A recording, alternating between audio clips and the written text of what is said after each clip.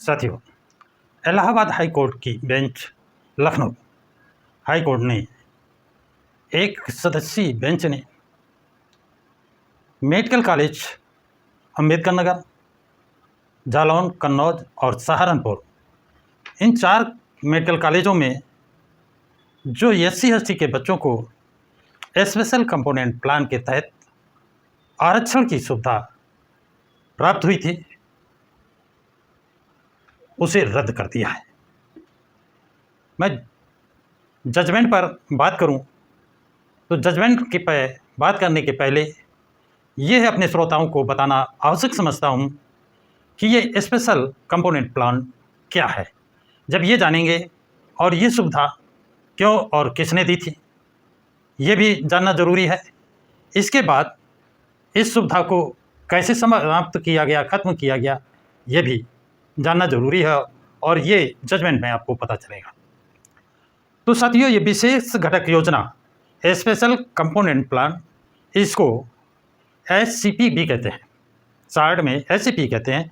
विशेष घटक योजना भारत में एक रणनीति है जिसे ये सुनिश्चित करने के लिए कि डिज़ाइन किया गया है कि सभी विकास क्षेत्रों से वित्तीय और भौतिक लाभ अनुसूचित जातियों, आप समझिए, सभी विकास क्षेत्रों से वित्तीय और भौतिक लाभ किसको? अनुसूचित जातियों SC की आबादी को कुल जनसंख्या में उनके प्रतिशत के अनुपात में प्राप्त हो। ये 1979 में शुरू की गई। कब शुरू की गई? 1979 में। SCP राज्यों और केंद्रीय मंत्रालयों को अनुसूचित जाति के विकास के लिए अपनी वार्षिक योजनाओं के भीतर विशिष्ट धनराशि आवंटित करने और लागू करने का अधिकार देती है।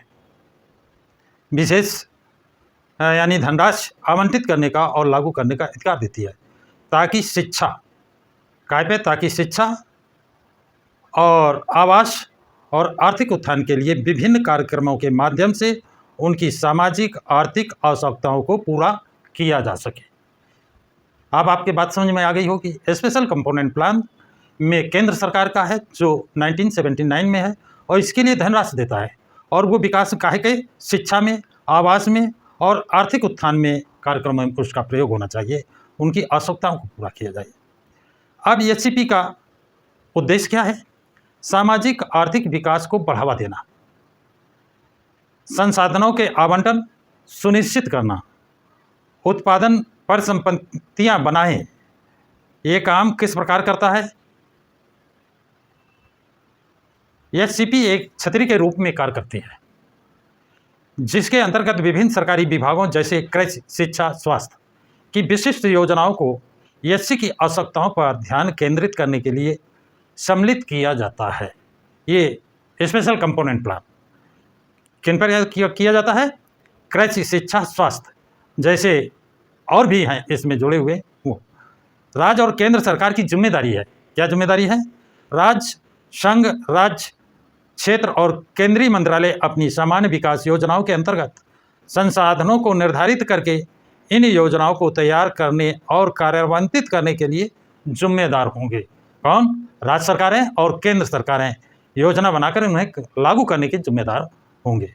विशेष केंद्रीय सहायता, SCP के अतिरिक्त सरकार राज्यों और केंद्र शासित प्रदेशों को उनकी SC उप योजनाओं को सुदृढ़ करने के लिए अनुपूरक निधि के रूप में SCA प्रदान करती है जो SC जनसंख्या और सापेक्ष पिछड़ेपन जैसे मानदंडों पर आधारित है। अन्य योजनाओं के साथ एकीकरण, SCP राष्ट्रीय और राज्य योजनाओं का विभिन्न अंग है जो ये निश्चित करते हैं कि धनराशि विशेष रूप से अनुसूचित जाति कल्याण के लिए निर्धारित की जाए। ध्यान देने वाली बात है, किसके लिए? अनुसूचित जाति कल्याण के लिए निर्धारित की जाए, सभी के लिए नहीं है। उसे अन्य प्रयोजनों के लिए ना मोड़ा जाए, ये प्रतिबंध है, अन्य योजनाओं की तरफ ना मोड़ा जाए। तो साथियों, ये है स्पेशल कंपोनेंट प्लान। आप बात करते हैं कि हाई कोर्ट में क्या याचिका हुई और हाई कोर्ट ने क्या जजमेंट दिया है।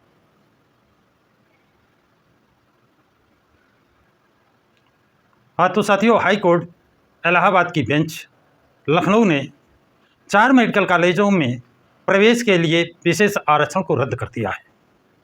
सरकार ने 2010 में कन्नौज मेडिकल कॉलेज, 2011 में अंबेडकर नगर मेडिकल कॉलेज और 2013 में जालौन मेडिकल कॉलेज और 2015 में सहारनपुर मेडिकल कॉलेज स्थापित किया था।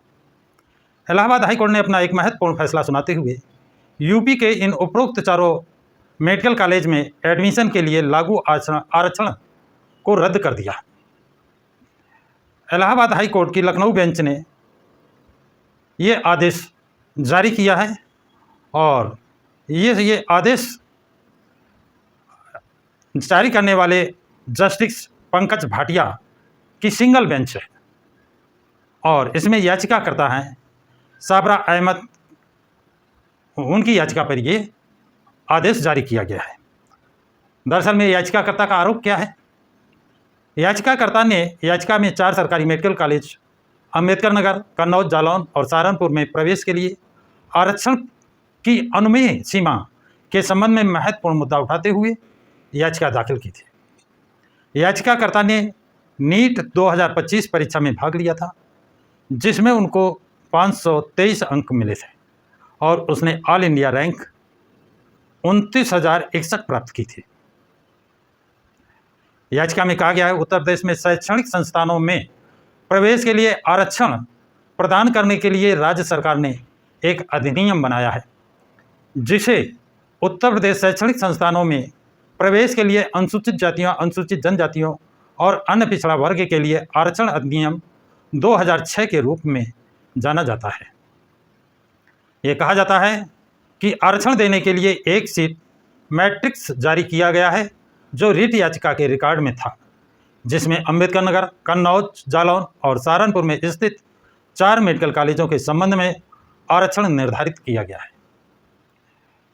इस याचिका में कहा गया है कि स्पेशल ग्रांट कंपोनेंट के तहत यूपी के 4 मेडिकल कॉलेजों में प्रवेश पर 79% से अधिक आरक्षण दिया जा रहा है।